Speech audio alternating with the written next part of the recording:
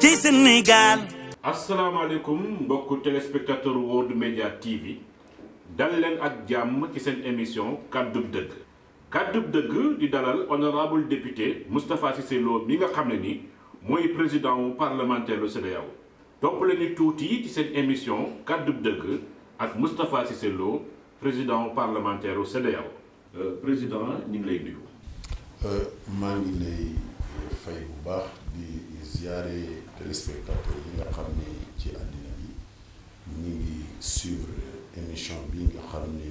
kàddu dëgg ngeen ko tuddee tey ñaan yàlla ñëpp ñi nga xam ne ñu ngi suivre ñu dégg ci loo xam ne dina leen amal njariñ maa ngi leen di ziare leen dalal fii ci hôtel bi nga xam moom daa nekk fa ci Casablanca.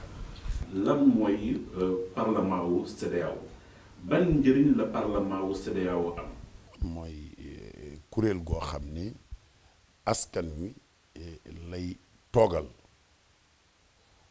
parlement moo mat a jëkkal leeral nit ñi ndax ñu ci bëree bëri bu ñu ne parlement sax du ñu xam parlement ci sunu réew yi ñaari xam nañu ay assemblée nationale ay chambre de représentants yu am ay conseil économique social mais parlement moom day lëkkale lépp loo xam ne lii nit ñi nga xam ne fal nañ leen pour ñuy waxal askan wi ñu war a voter ay loi ñu voter war a contrôle action gouvernement ñooñu ñooy parlement léegi nag CEDEAO xam nga ni biñ ko créé yàgg na depuis 75 biñ ko taxawalee amul woon ñu taxawal askan wi état yi ñoo fa nekkoon état yi mooy conseil des ministres mooy experts yi mooy chef d'état yi ñooñu ñoo doon doxal ba agsi ci 2000 ñu ne wax dëgg yàlla de jot na ñi ñuy doxalal liñ leen di doxalal ñu xam ko ñu fekke ko di ci taxaw ci loolu la ñu taxawal parlement bi ca Bamako ubbi ko 2001 ñu démarré ko mu def première législature am boobaak léegi def na ñetti législature ba ñëw ci ñeent législature ni ñu koy fale nag mooy état bu ne ci fukki état ak juróom yi nga xam ne ñoo ko séq bokk ci Afrique de l'Ouest ku nekk dana ci am juróomi député li ci des ci potaayu population yi lañ koy séddalee ci lu gàtt rek mooy juróom am na réew yu ndaw yu ñuy wax les pays insulaires am nañ ko réew yu mel ne Sénégal xam ne am nañu ay 10 millions d'habitants am juróom benn Côte d'Ivoire juróom ñaar Ghana juróom ñett Nigéria fanweer ak juróom parlement boobu nag buñ ko taxawalee dañ koo taxawaloon niñ ko war a tànni mooy dañu war a voter ci suffrage universel direct waaye ñu ni loolu dafa laaj temps buñ ko dee xaar parlement bi du taxaw ñu ni kon na assemblée législative pays membres yi di tànn député yooyu ñu tàmbali liggéey bi mu nekk un parlement consultatif xam ne chef d'état conseil des ministres commission CEDEAO war nañ leen mën a consulter ci ay domaines mais bi ñu demee ba 2016 ci cat li fekk parlement bi ma jot ci parlement bi niñ ci jotee pour présider ko par ordre alphabétique état yi la donc première législature bi Mali ko yor bi ci tegu woon Niger ko yor bi ci tegu woon Nigéria Sénégal ñëw Sénégal bi mu koy yor juróom-benn sénégalais ya fa toogoon siège fa kenn ku ci ne waroon na mën a nekk candidat war ko mën a yor mais dañu juboo woon ci man maay candidat bu Sénégal ñëpp nangu ko ba mu xewee ak léegi man lañ mas a far ci unanimité amul contre ñëpp a d'accord ci ne man naa ko yore yàlla dimbali ma bi ma ñëwee ma xalaataat xoolaat texte yi ma dugal benn acte additionnel pour ñu yokk sunu prérogative mooy sunu taxawaay ci biir communauté bi ndax parlement lañu bien que falu ñu au suffrage universel war nañu mën a taxawaay bu mat di xam alal ji fu muy jógee nuñ koy séddalee nuñ koy doxale loolu yàlla dimbali nañu am nañ ci tuuti ndax budget léegi communauté bi dañ koy xam ñoo koy voté budget parlement bi ñoo koy voté muy alal ju bëri joo xam ne ji ñi ngi koy jëlee ci prélèvement communautaire mooy ci droit de douane yi pour di ci doxal politique d'intégration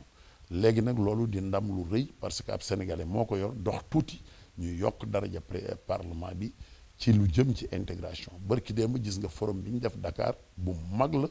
boo xam ne bii dajale nañ fa ay plus de 400 délégués jóge fu nekk ci àll bi ñu def ko méridien président ci bëgg ñu accélérer processus d'intégration bi jokkoo bi dem ak dikk bi jënd ak jaay bi marché commun bi bu CEDEAO bi monnaie unique bi yooyu yëpp ñu bëgg taxaw pour mu taxaw loolu def nañ ko mu am un succès éclatant loolu sax jur na rapport bi nu am danañ ci dikk tuuti ak Maroc ba tax ñu ñëw fii. d'accord léegi nag gannaaw ba ñu la falee à l'unanimité ci juróom-benn Sénégalais comme na nga ko waxee ku ci nekk rek amoon na sañ-sañu war a mën a jiite ñëpp dëppoo daal lay jiital dugg nga déjà ci bilan yi mais wax nga léegi ci wàllu prélèvement communautaire léegi ci budget bi ngeen am muy toll ci 17 milliards en termes de bilan ba nga nekk président ba léegi lan nga ci def. budget bi pour ñu doxal kuréel gi la ci mission yi ak mandat yi nga xam ne ñun moom nañu conseil des ministres jox chef d'état yi ak commission bi loolu mooy budget bi parlement bi du koo xam ne day def ay investissement mbaa investissement bi muy def investissement humain pour développement humain lay def productif état yi ñoo yor beneen rôle bi ñun li ñu mën a taxawee mooy pàcc yi nga xam ni jàpp nañ ni ñun buñ ci waxee mbaa ñu dem def ci sunu yenn taxawaay dina tax intégration bi yokku gën a gaaw muy dem ak dikk bi xam ne loolu mooy lii substance li tax ñu créé woon CEDEAO ñu jëndanteeg jaayante bi gën a yokku monnaie unique bi am sécurité bi renforcé wu loolu mooy dox bi ñun kon liñ ci war a def bi nu ñëwee taxaw nañ taxawaay bu mat am plan d'action am un programme prioritaire renforcement diplomatie parlementaire ci la bokk looloo ñu indi Maroc moo ñuy yóbbu UIP moo ñuy yóbbu Union européenne moo ñu yóbbu parlement panafricain mais question yi nga xam ne tey mooy troubler nelaw sunu askan yi dañ ci taxaw muy sécurité ak paix le 10 bi nu jëm avril ba le 14 wooteyaat naa ndaje ci Saly Portudal ñu war a waxtaane paix sécurité ndax day question brûlante ak nag droit de l'homme ak la bonne gouvernance démocratique dañ ci taxaw ci ay panel ak i boroomi xam-xam wane sunu position ci turu population yi loolu amul woon forum bi libre circulation bi nu génn conclusion yi xëy na dinañ leen ko mën a balancer ngeen jàllale ko mooy li gën a jaaxal nit ñi muy affaire immigration bi ak affaire u bundaxataal bi nekk ci frontières yi ak corridors yi loolu liggéey nañ ci liggéey bu rëy Maroc ji ñaari délégation la ñuy yónnee woon yu mag benn bi chambre représentant seen premier seen vice président benn bi chambre des élus seen vice président ak ay kilifa yu mag fekke nañu lañ fa liggéey lépp loolu amul woon bi ma ñëwul CEDEAO loolu moo tax prix bi nga xam ni mooy le prix du forum Grand Montana événement la boo xam ne yéen a ngi Maroc xam ngeen ko ni mu rëy ay kilifa yu mag lañ ko jox ñoom bi ñu ñëwee ci jury bi ñu décerné ma prix bi wax naa ko prix bi Sénégal ndamam la diplomatie sénégalaise gagné na ci président de la République gagné na ci moo tax man mii ma delloo yaat ko njukkal bi prix bi moom laa ko sargale parce que bu doon sunu réew taxawul taxawaay bu mat bu doon taxawuma taxawaay bu mat loolu du am tey loolu moo ma indi fii pour ma ñëw jiite délégation bu ëpp ñaar fukki nit ak nangam ay député gi yépp a ngi ci ñenn ñi jàll nañu am nañu accès tey am nañu accès suba pour le 17 bi nu jëm ñu jox ma prix boobu nga xam ne bu ñu ma ko joxee joxuñu ma ko mais peuple sénégalais lañ ko jox mais Afrique de l'Ouest lañ ko jox ndax Grand Montana li leen tax a jóg mooy politique d'intégration ñi ciy góorgóorlu ak coopération sud-sud bu ñu waxee ne nag président parlement CEDEAO moom lañ ko jox nañ ko tous les états de la CEDEAO. En tant que njiitu président de la CEDEAO dugg nga sax sabab bi tax nga war a ñëw fii Maroc amaana ma doon sama ñetteelu laaj nga xam ne xuus nga ci dèjà lan nga xalaat tamit ci réew bi nga xam ne ni mooy Maroc duggam bu mu laajte pour adhésion au niveau de la CEDEAO lan moo ci sa xalaat gannaaw bu njiiti réew yi joxe seen kàddu yu mel noonu gis nañ sur le plan économique yenn réew yi ci wàllu patronat rawatina Nigéria ak sax lenn suñu réew di Sénégal ñoom ñu ngi ci opposé wu lan moo ci sa xalaat en tant que président de la CEDEAO. bon sant yàlla lay def d'abord ndax Maroc boo interroger histoire digganteem ak Afrique de l'Ouest nekk na lu yàgg peuple marocain ak peuple yu Afrique de l'Ouest peuple yu yàgg lañu man bi may ndaw laa commencé di xam Maroc di ko dégg di ko bëgg di fi ñëw marocain yi it taxawaay boobu la ñu am donc li ñuy wax libre circulation personne ak bien ci espace CEDEAO dugg na ci diggante peuple yi bu yàgg te taxawalaguñu li ñuy wax intégration Maroc ci au niveau de la CEDEAO en matière de coopération entreprise marocaine yi domaine bépp la ñu taxawee pour intégrer l'Afrique de l'Ouest banques yi ña nga fa seen entreprise yi ña nga fa ñi ngi taxawaay bu mag contre bu dee royaume chérifien dañu yaakaar ni war nañu ñëw bokk ci ce grand bloc muy de CEDEAO xam ne marché 350 millions de personnes la pour ñu mën a ànd ak ñoom di liggéey di jëndanteeg di jaayante mais di dox librement jàpp naa ne dañ ko war a xool sérieusement te bañ koo xool ak ay considération politico-politicienne amul njariñ Maroc sunuy xarit lañu sunuy mbokk lañu sunuy dëkkandoo lañu ay voisins direct lañu kon bu ñu nee dañu bëgg sunu jokkoo ak ñoom gën a gaaw gën a yokku gën a tar ci domaine yépp lu ñu war a xool la waxuma nu ñu war léegi nag ñun parlement domaine d'intégration boobu xam ne dañuy jël état buy adhérer wala buy génn chef d'état yi ñooñ ci war a saisir du loo xam ne ñun dañuy war a def autosaisine léegi ñoo ngi leen di déglu bu ñu indilee document boo xam ne bu wér la ñu xam ne lii la ñu xalaat daañu ko càmbar ñu waxtaanee ko mais waxtaanee guñ ko ci biir parlement bi ñun ak askan wi ñoo ci yem yëg nañ ne Maroc bëgg na dugg jàpp nañ ne ci chef d'état yi war na mën a nekk mais kañ lay doon waxaguñ ko ba tax na nee nañ dañu bëgg a xool impact yi dugg bi lan lay jur ak lan lay mën a indi donc loolu awma ci problème li may doon digal rek chef d'état yi bu doon dama fa ne di wax ci suma tur dama naan leen lum ci man di doon nañ ko gaawe xool ko seet conclusion yi ñu xool ko bu dee mën na nekk mu nekk bu dee mënta nekk it ñu wax li tax mënta nekk man loolu moo ci sama gis. jërëjëf président loolu dinañu permettre ñu def transition dugg ci sunu politique réew fan yi gis nañ ni coow lu rëy moo am Sénégal gannaaw ba nga demee Diourbel ci mag bu Diourbel nga daal di seet ñi nga xam ne nii mooy ñi caabi féetee gannaaw ba nga xoolee seen condition carcérale mu nekk ay conditions yu métti yoo xam ne ci la ñu nekk ci nga yëkkatee ci sa alal jël mot fukki millions ci sunu alal réew daal leen koy dimbale waaye yema ci loolu la dafa am benn coow bu ci jib yoo xam ne ni tey jii gis nañ ci presse bi ñu ne yow da nga tuumaal ne magistrat wu Sénégal ne Sénégal amul justice loolu lan moo ci sa xalaat. bi ma demee seet leen ñoom ñoo sàkku ci man ma dimbali leen ndax wax nañ ni seeni douche yàqu na matelas yi ñu tëdd baaxul wax nañ ne ventilateur yi dafa tàng te nawet baa ngi ñëw metti na néeg yi surchargé nañ ko ba mu fees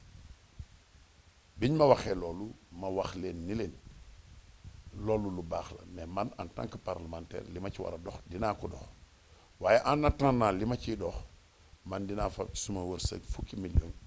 ma dimbali leen ko pour ngeen jënd ci matelas li mu mën a tollu ay ventilateur ak jéem a defarale toilettes yi ngeen di sango bi ma demee di leen remettre chèque bi dafa am lu fa jib loo xam ne defe naa ne moo waroon a nekk la une de tous les journaux régisseur bi dafa wax ni moom fanweeri at ak juróom def na ko ci garde pénitentiaire mais ci man la jëkk a gis benn nit boo xam ne fab na fukki million am joxe ko pour ay prisonniers ay ONG man sañ ko def wala leneen def naa loolu moo waroon nekk à la une mais bi ma génnee ñu laaj ma dama ma waneen sama naqar sama metit ci ni ñuy denc nit ñi ci Afrique laa wax ak ci Sénégal condition carcérale yi metti na ma lool ma wax ni li ma gisit ci justice bi astafurlah tudduma sax justice li ma gis ci kaso yi dafa nekk lu metti ndax dafa am nit ñoo xam ni ay kilifa lañu njuumte moo leen fi indi walla ñuy ay nit ñoo xam ne ñi dañ leen a tuumaal indi leen walla muy ñoo xam ne dañ leen a sosal mooy lu mel ne certificat médical de complaisance yi ni dañ maa dóor bind dara ñu tëj leen am ñoo xam ne naam def nañu dara sax waaye dañ leen a téye attewuñ leen ñu yàgg fi lool waxuñu leen loola ndax loola fa laa ko jëlee léegi nag ma ni loolu jaaduwul jëkkul rafetul ndax kenn ku ne ci ñi nga xam ne ay kilifa lañu wala ñuy boroomi alal léeg-léeg seen doom wala ku leen jege def ay njaaxum waaye dañuy fexe ba génne leen ak nu ñu leen génnee ci kaso bi wax naa leen ni leen man mi gis naa fi ñaar ñoo xam ne samay bokk lañu yoo xam ne bu doon man am naa baat ci ñi atte wala leneen duñ fi fanaan mbaa buñ fi yendoo man ne nag lu mel noonu jàpp naa ne du justice bu baaxul parce que téye ay nit ci yenn conditions yi doo leen atte wala ñenn ñi ñu tuumaal leen ñu tëj leen loo xam ne metti na loolu war nañ koo seetaan loolu laa wax ca prison ba ma ca demee ma wax leen ne kon loolu dafay mel ne kon justice bi fi am ci Sénégal du justice bu baax ni muy doxi loolu laa wax mais tudduma magistrat waxuma ni justice amul Sénégal foofu la problème bi ne donc yow da nga jàpp justice da nga jàpp taskatu xibaar yi dañoo wëlbatiwaat yow sa kàddu dañoo wëlbatiku sama kàddu ndax justice bu amul kenn du àtte kenn. fu mu toll nii union des magistrats du Sénégal jàpp na ni yow da nga war a jéggalu ci kàddu yooyu nga xam ne nga yëkkati est-ce que yow pare nga pour jéggalu ci loolu. kuy jéggalu da ngay tooñ yàlla sax mi nga xam ne moo ñuy rey di nu yóbbu waxul kenn jéggalu ma rek boo ma tooñee jéggalu ma baal la wax man nag damaa wax ni bu dee UMS dama leen a tooñ nañ ma porter plainte ñu dem ci yoon maa ngi ñoom ñooy àtte bu ma leen tooñee nañ ma yóbbu ci yoon. ndax ku tuddul magistrat kay noo koy jégglu man wax naa ba bàyyi cassette bi dugal nañ ko seen bu ngeen amee site jël leen ko mi ngi ci xibaaru.net mi ngi ci ñu bëree bëri man wax naa ba bàyyi tudduma ab magistrat ma bëgg a waxaat nit ñi ne justice du ab magistrat rek justice ma nga tàmbalee ca police bay jàpp wala gendarme ba ma ngay tàmbalee ca médecin ba nga xam ne mooy bind ab certificat médical ma ngay tàmbale ci nit ki citoyen biy fen dem tuumaal moroomam te yàlla dana leen atte mbaa mu ëpp doole nit wax ko ndax wax naa benn cas bu simple nee naa leen am na benn homme d'affaires sénégalais dafa arnaqué benn femme bu ñuy wax Ummi Thiam lu jege ndax 300 laa waxoon wala 200 nee na ma 600 millions la femme bee ma ko wax après sama wax porté na plainte depuis lu mat ñetti at ki mu porté plainte mi ngi Ndakaaru yoon xam na ne li ñu tuumaal homme d'affaires boobu am na lu bari lu ci laale mais mësuñu koo téye mësuñu koo jàpp mi ngi dem ak a dikk inculpé woon nañ ko sax mais ba léegi kenn xamul fu wànneen mu jékki bëtam ma ne loolu nag bu ñu koy def loolu du justice bu baax loolu laa wax mais néewuma Sénégal amul justice ndax bu amul woon justice du ñu tëj ay nit tijji ay nit kooku kon waxuma loola la ñu bind moo baaxul Sénégal amul justice waxuma loolu Sénégal am na justice mais justice bu ñu war a defaraat la système judiciaire bi attaqué wu ma magistrat attaqué wu ma ministre attaqué wu ma président ndax fi lañ fekk ñoom justice bi dama ni sunu justice am na problème bu ñu war a defaraat mooy système judiciaire bi waxuma it magistrat yi lenn damay ñaan UMS ñoom bu dee am na ku ñu war a woo bu dee dañoo man dara mbaa ku ñuy avertir ñoom fu ñu nekkoon bi Barthélemy di saaga sëñ Bassirou Guèye fan lañ nekkoon Barthélemy Diaz moo taxaw wax lu ñaaw ci justice sénégalaise wax ko ci sëñ Bassirou Guèye lu tax attaqué wuñ ko ñoom xanaa kon ñoom dañoo far dafa am fu ñu far UMS laa ni ndax dafa am fu ñu far loolu laa leen di laaj Barthélemy ba muy kii lu tax ñoom awma lu may wax ak ñoom parce que ñoo tudd sama tur moo tax ma tontu leen mais mosuma leen a tudd yàgg naa fi mosuma tudd ab magistrat mosuma jéem a wax la ñuy jugé baax nag baaxul mosuma koo wax kon lii rek laa wax kooku kon daa war a leer ci bopp nit ñi UMS daal bu amee ku muy waxal na dem wax ak Barthélémy Dias mais man bu ñu wax ak man ndax man mosuma leen a wax benn baat boo xam ne bii waruma leen koo wax ndax sama justice su réew ñoom taxuñu damaa respecté sama réew bu amul justice bu ma demoon ba xam ne Sénégal amul justice damay toxu bu ma demoon ba xam ne magistrat bu benn bu baax nekku fa damay toxu gëm naa ne magistrat bu jub am na Sénégal gëm naa ne magistrat buy wax droit am na Sénégal gëm naa ne aussi justice su Sénégal mooy ci justice bi gën wala ci gën ci Afrique la bokk kon buñ ma tuumaal loo xam ne amul ma waxaat ni journaliste bi ko bindoon muy Malick Sy bi nga xam ne bii moo nekk ci journal Source A la mu wax dara du ci dëgg la mu wax complot politique la mais ça ne passe pas ndax man li ma wax leer na ku ko bëgg a xool na ko xool la ma wax rek nag laa wax te loola assumé naa ko li nekk ci site internet bi français ak wolof ma wax ko maa ko wax mais la ma wax nañ ko wax buñ tudd magistrat parce que tudduma magistrat loolu rek laa wax.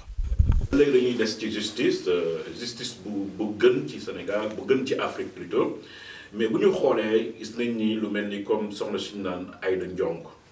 ñu toppat ko ci cadre traque des biens mal acquis après ay weer d'emprisonnement tey jii delluwaat nañ ne blanchir nañ ko deful woon dara lan nga mën a wax ci loolu est-ce que boobaa gis nañ njëriñu créé ci xam ne mooy traque des biens mal acquis dégg nañ tamit démb bu barki démb mu ne état du Sénégal ci boppam dañ ko débouté fële ci projet bi mu intenté woon contre Karim Wade lan moo ci sa xalaat yow mi nga xam ne da nga ne justice Sénégal mooy justice bu gën par rapport cas de figure yi nga xam ne nii wax naa la ko. dama ni justice sénégalaise man damaa jàpp ne ci Afrique gi ñu ne amul benn justice bu ko ci gën jàpp ma ko ndax am na ay loi yu baax am na ay magistrats yu compétent am na lépp li nga xam ne war nañ koo am cadre juridique bi baax na mais damaa jàpp ne fonctionnement justice sénégalaise war nañ koo xoolaat man loolu laa jàpp Aïda Ndiongue mi nga tudd suma sœur la mais man bu doon ñëpp ni ñu xalaatee moom laa xalaatee CREI du am parce que mu ca début ba laa yëkkati suma kàddu ne ànduma ci ni CREI di doxee tey dama cee àndul nan ngay jàppe ni ko yow am nga 1000 milliards wala 5000 milliards yoway wax noo def ba am ko te mënoo génnee milliards yi waxal ne amoo ko justifier ko loolu gëwuma loolu man gëwuma ko xam nga lu ma gëm ku sàcc ku détourné nañ la teg yoon nga fay gi sax moo ma gënal tëj bi noo mën a def nga fay mais gëwuma CREI ni muy doxee kon mënuma cee wax ndax gannaaw ca njëlbéen ga ba léegi nee naa gëwuma doxinu CREI gëwuma ko ay la yëwante du ma ko mas a gëm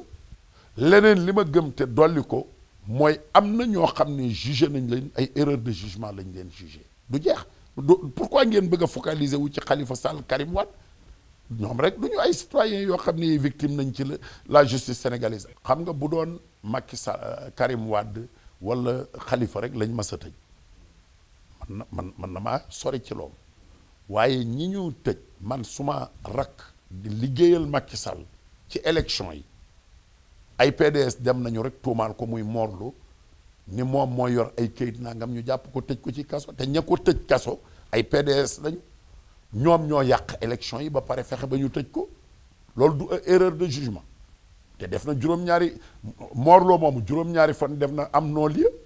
lu tax waxoo ci cas morlo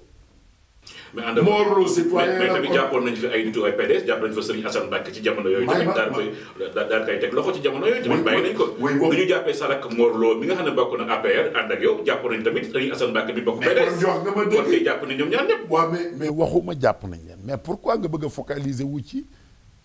Karim Wade Aïda Ndiongue dama ni non parce que justice Sénégal dafa débouté état du Sénégal ci mbirum Karim Wade à Paris moo tax ma indi la lool waaw ñu téye waat Aïda Ndiongue jiiñ ko daal di koy déshonoré téye ko lu mot ay juróom-ñetti weer ci kaso di jigéen di femme d'affaires yu mel noonu dégg nañ fii procureur bi nga tudd léegi Serigne Bassirou Gueye ci jamono yooyu nee na Sénégalais yi bu ñu xamoon lan mooy milliard dégg nañ fi ancien premier ministre Mimi Touré wax ni sax récupère nañ ci alal bi 47 milliards yoo xam ne ni ci alalu Aïda Ndiongue la bu ñu toogee donc ba tey jii justice Sénégal delluwaat ne kii deful dara dañ koy delluwaat li nga xam ne mooy alalam loolu ça pose problème bu fekkee ni li nga wax ne mooy justice bi gën. non Ablaye Wade bi mu ñëwee ci pouvoir bi Idrissa Seck mii di coow daa jàpp Mbaye Diouf tëj ci kaso bi justice sénégalaise a ko tëj biñ ko génnee non lieu la am ñoom ñi ko tëjoon ñoo ko defaat député ñu ñëw Sada Ndiaye ñu jàpp ko Sada Ndiaye mii ne COUD dafa def nangam non lieu la am ñu mujj def ko ministre ñoom Ablaye Wade def na ko ak Idrissa Seck Adama Sall jàpp nañ ko bàyyi ko kon li ngay wax da nga may joxaat dëgg que li ma wax ni war nañu xoolaat suñu justice dama ni loolu ci régime yu bokkul la amee Ablaye Wade dafi nekkoon ak Idrissa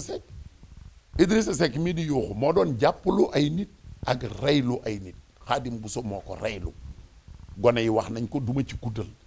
kon affaire u justice boobu ñuy wax moo tax ma ni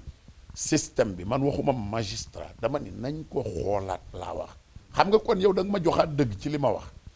li ma d'accordul mooy ñi ma xëpp ci ni magistrat yi laay waxal waxumaa ki magistrat li may wax ñun ñiy def loi yi ci lañ bokk gouvernement yi ci lañ bokk ñiy appliquer loi yi ci lañ bokk médecins yi ci la ñu bokk ñiy bind certificat de complaisance yooyu bu ñu la joxee ñaari junni nga bind luñ la bindal gaañuñu kii am na ñu bandaa sax ñoo xam ne ñu demuñu ñooñu ñëpp ñi ngi ci li may wax kon damay bañ rek ngeen jël bëgg a victimiser naan Aïda Ndiongue Khalifa Sall leneen kaso bu Rëbës dem naa fa dama fay dem may naa leen fii ventilateur def naa fa lu ne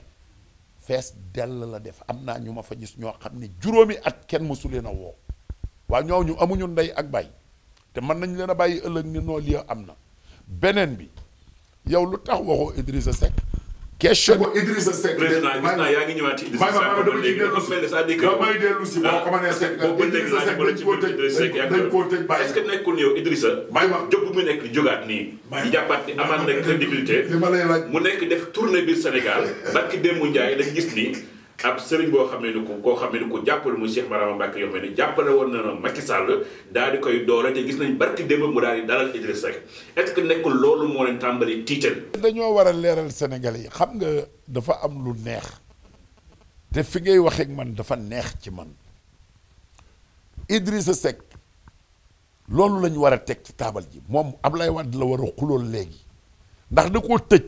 mu nekkoon premier ministre mu ni Idrissa dama koo jox mu jël dépense boo xam ne fukk ci na booba lekk ko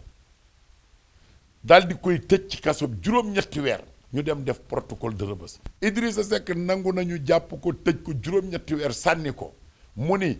bu naree ànd ak kenn ànd ak baayam donte lee baayam duma na ko gis naa benn cassette buy daw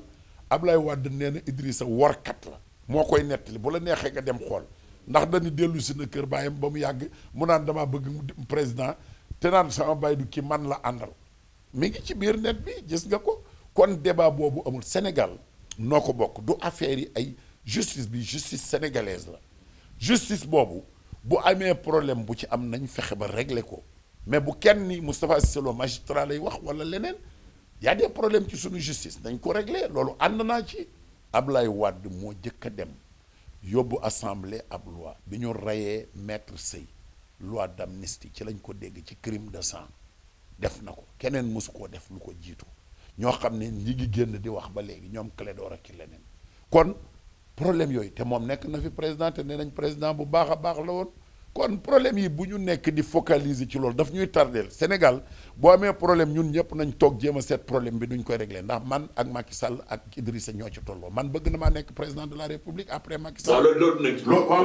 mais léegi yow tontoo mooy ci visitu Idrissa muy def actuellement à l'intérieur du Sénégal particulièrement fi nga xam ne nii. Touba de moom mooy Touba doon sa fief. Touba du fa mais ki ko dalal ku ne xam ne ni ko jàppale Macky Sall la. kooku lan moo tax léegi mu dalal Idrissa Seck benn est-ce que yéen jàpp ngeen au niveau de l'APR élection yi jëm nii que di ngeen conquérir li nga xam ne ni moom mooy Touba loolu mooy sama avant dernière laaj. li nga may laaj pour ñu conquérir Touba kenn rek moo yor laab ji muy président Macky Sall dafa am yoon woo xam ne bu ci jaaree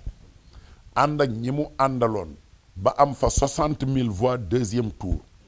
gagné législative yi en 2012 am na yoon woo xam ne bu fa jaaree dina gagné largement Touba mais bu wàccee yoon woowa lay xew duma ko xam yàllaa koy xam man daal li ma xam mooy yoon wa nga xam ne moom la jaaroon bu ca jaaree Touba lu yomb lay doon ci moom mais nag wolof nee na de boo defee am ndaa toj ndaa la lay dal xawma ko li am solo mooy téye sa ndaa wut beneen ndaa dolli ci root ba mu fees nga root bi ci des loolu daal mooy tax a mën a jàll foofu loolu laa ci mën a tontu. loolu borom xel yi dañ ci dégg mel noonu comprendre fi ngay waxee mel noonu. waaw mais président dégg nañu tamit ne yow candidat nga ca mairie Dakar président yow Touba nga féetee wala Dakar nga féetee. waaw xam nga man dama dëkk Sénégal yàlla daa def may autochtone bu pur dëkk diggante Bawol Kajoor Njàmbur ak Dakar fu ne ma am fa as tuut am fa ay bokk maay sénégalais bi nga xam ne maa gën a ancré ci ndey ak baay ci Sénégal sénégalais pur la léegi nag man dëkk bi ma dëkk Macky Sall mi ngi fay am entre 82 et 85% élection ñaari bureau de vote fa am muy Kër Mbaari fa laa jógee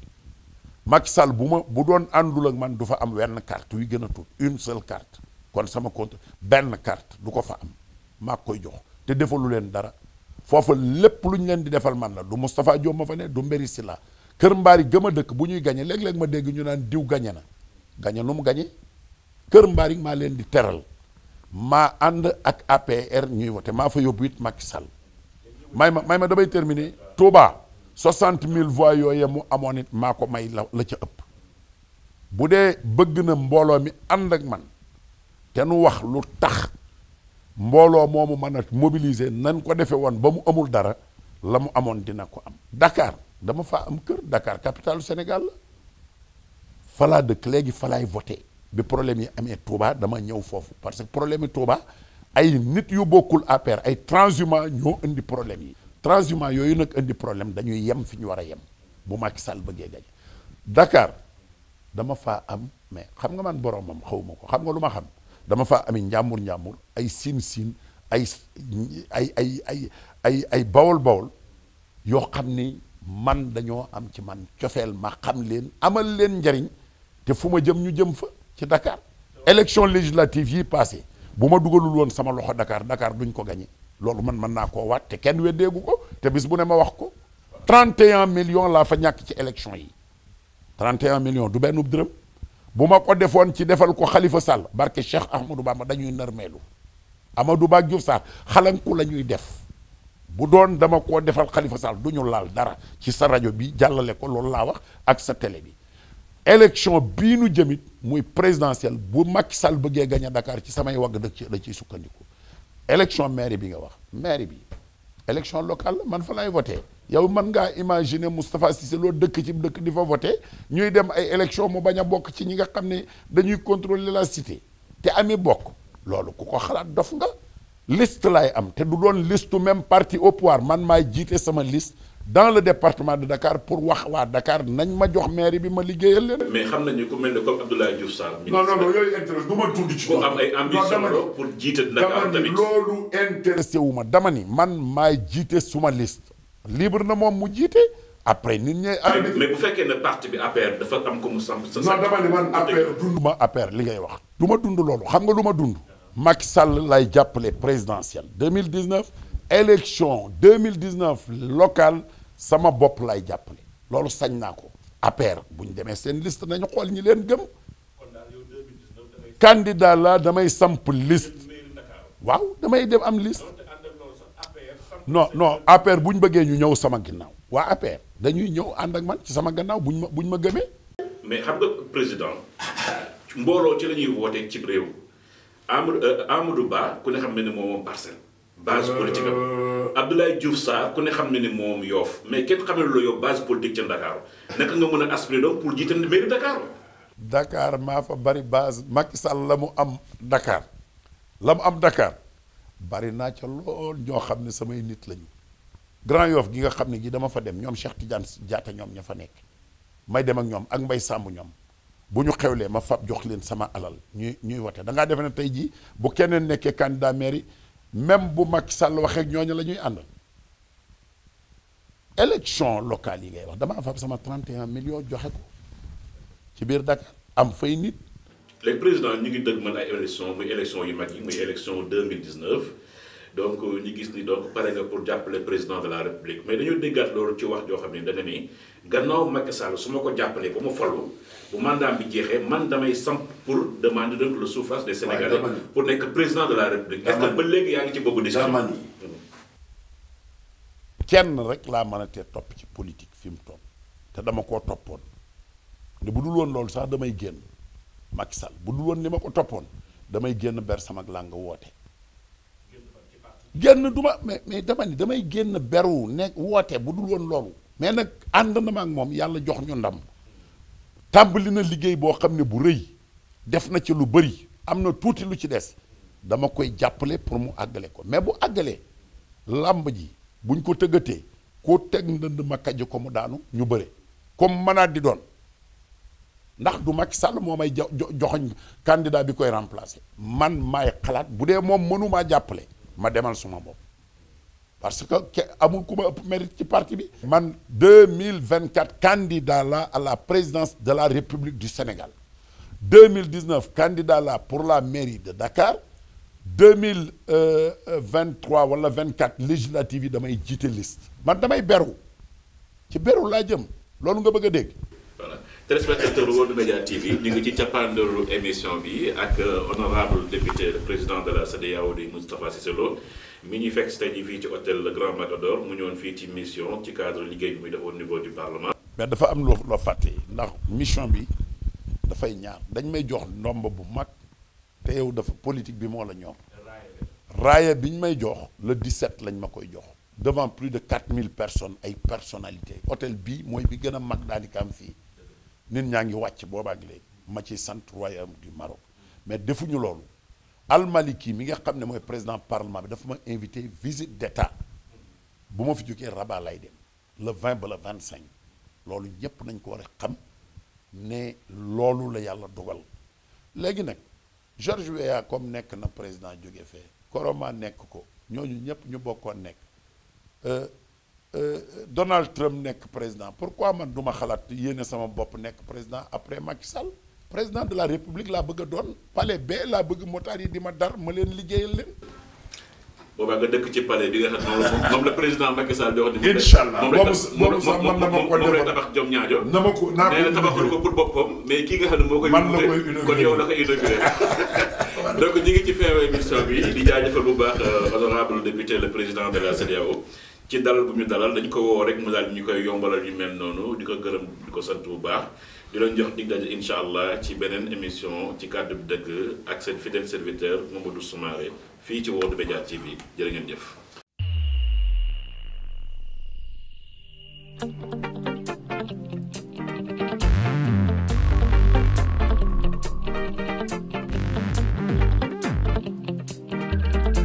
ci Sénégal